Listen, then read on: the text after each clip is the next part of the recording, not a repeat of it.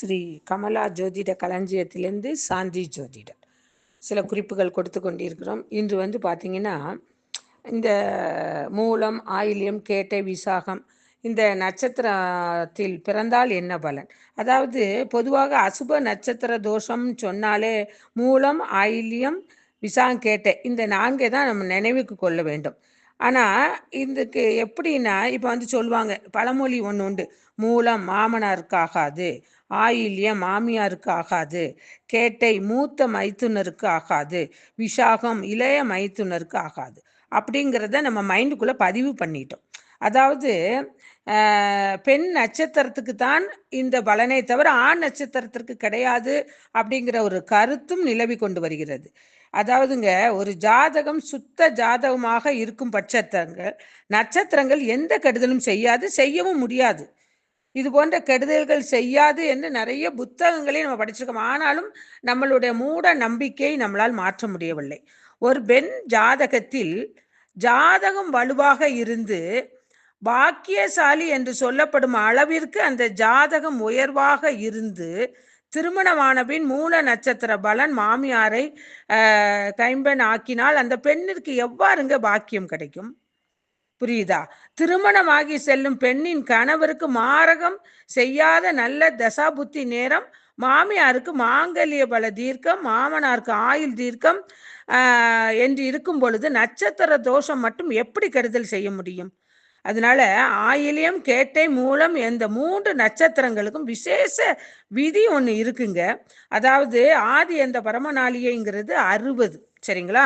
இப்போ நம்ம ஒரு ஆயில்யத்தை மட்டும் நான் பிரித்து காமிக்கிறேன். அதாவது 1லேருந்து 5 நாளிகைக்குள் ஒரு குழந்தை பிறந்தால் அது ராஜ்ய சம்பத்தாக இருக்கும்.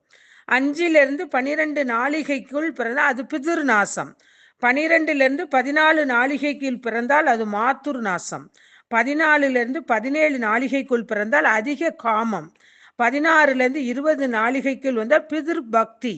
20லிருந்து 28 நாளிகைக்குள் பிறந்தவர்களுக்கு விசேஷ சக்தி. 28லிருந்து 30 நாளிகைக்குள் பிறந்தால் தன நாசம். 40லிருந்து 46 நாளிகைக்குள் பிறந்தால் சந்நியாசம். 46லிருந்து 55 நாளிகைக்குள் பிறந்தால் சுகபோக பிரியம். 55லிருந்து 60 நாளிகைக்குள் பிறந்தால் தன சம்பந்து. அப்படின்னு ஆயில்யத்தை ஒரு ஆதி அந்த பரமா நாளிகளை 10ஆக பிரித்து காட்டுறோம். அதே போல நீங்க மூல நட்சத்திரத்தை 8ஆகவும் கேட்டையை 10ஆகவும் பலனாக பிரித்து கொள்ளலாம். விசாகத்தை நம்ம பிரிக்கல. அப்ப கேட்டை நட்சத்திரத்தில் 8வது பாகத்தில் பிறந்தவர்களுக்கு சேஷ்ட சகோதரனுக்கு அரிஷ்டம்.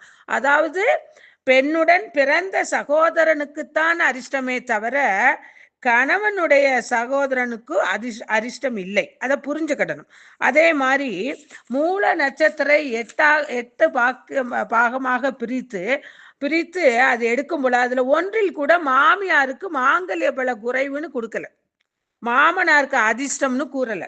அப்போ நம்ம ஜோதிடர்கள் வருங்காலத்தில் என்ன செய்ய, இந்த நட்சத்திரங்கள் 4ம் தோஷமுடையது அப்படின்னு சொல்வதை தவிர்ப்பது நல்லது. அதாவது எப்பவுமே மூல நட்சத்திரம்னா அது 9 வயசுக்குள்ளதான் தோஷம், அதுக்கப்புறம் அது தோஷம் செய்யாது. அப்ப நம்ம ஒவ்வொரு மூட நம்பிக்கை மனசுல வச்சுட்டு நிறைய பேர் மூலம், ஆயில்யம், கேட்டை இதுல பெண் இருந்தால் நம்ம குடும்பத்துக்கே ஆகாதுன்னு திருமணம் முடிக்கிறதுக்கே தயங்குறாங்க. இது போல் உள்ள கலக்கத்தை இனிமேல் விட்டுருங்க. இது எல்லாமே நல்ல நட்சத்திரங்கள் தான். சரிங்களா? நட்சத்திரம் நம்மளுக்கு கெடுதல் பண்ணாது. நம்ம ஜாதகத்தில் பாதிப்பு இருந்தால் மட்டும்தான் அது கெடுதல் அப்படிங்கிறத நான் உங்களுக்கு புரிய வைக்கிறேன்.